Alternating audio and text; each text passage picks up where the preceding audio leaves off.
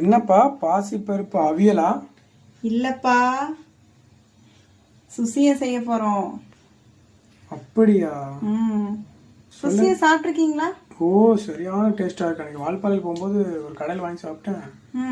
அது ரொம்ப நாள் கேட்டிருந்தா பரவாயில்ல, ரெடி பண்ணிட்டீங்க. அதோட ரெசிபி சொல்லுங்க. இப்போ வந்துட்டு நம்ம பாசிப்பயிறு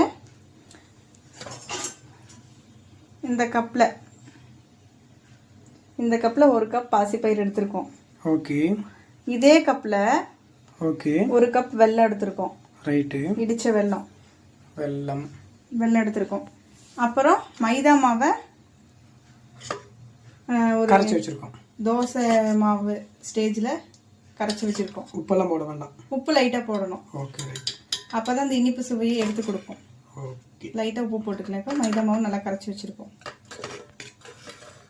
தேங்காவை நல்லா பொடியாக அரைச்சி வச்சுருக்கோம். இப்போ இதெல்லாம் ஆட் பண்ணி ஒரு சுசியை செஞ்சிடலாமா? ரைட்டுங்க. வாங்க எப்படி செய்யுதுன்னு சொல்கிறேன். இப்போ ஒரு கடாயை அடுப்பில் வச்சு நம்ம வெல்லத்தை ஆட் பண்ணிக்கலாம். வெல்லம் நல்லா உருகி வர்றதுக்கு ஒரு அழகான தண்ணி ஊற்றிக்கலாம். இப்போ நல்லா ஒரு வெல்லம்லாம் கரைஞ்சி கொஞ்சமாக திக்காக வந்துருச்சு. இது இன்னும் கொஞ்சம் லைட்டாக திக்காகணும். நல்லா கரைஞ்சிருச்சு.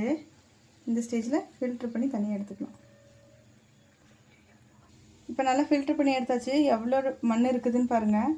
இதனால தான் வெல்லத்தை காய்ச்சி ஃபில்ட்ரு பண்ணணும்னு சொல்கிறது. ஃபில்ட்ரு பண்ணியாச்சு. இதில் நம்ம கொஞ்சமாக கோகோனட் ஆட் பண்ணிக்கலாம். இப்போ தேங்காய் ஆட் பண்ணி நல்லா மிக்ஸ் பண்ணி விட்டுக்கோங்க. தேங்காய் ஆட் பண்ணி கொஞ்சம் நல்லா கொதிச்சு வந்ததுக்கப்புறம் பயிர் ஆட் பண்ணிக்கலாம். பயிர் ஆட் பண்ணி இந்த வெள்ளை கரைசலும் தேங்காய் கூட நல்லா மிக்ஸ் பண்ணி விட்டுக்கலாம். ஒரு 4 ஏலக்காவை இடித்து வச்சுருக்கோம், அதை ஆட் பண்ணிக்கலாம்.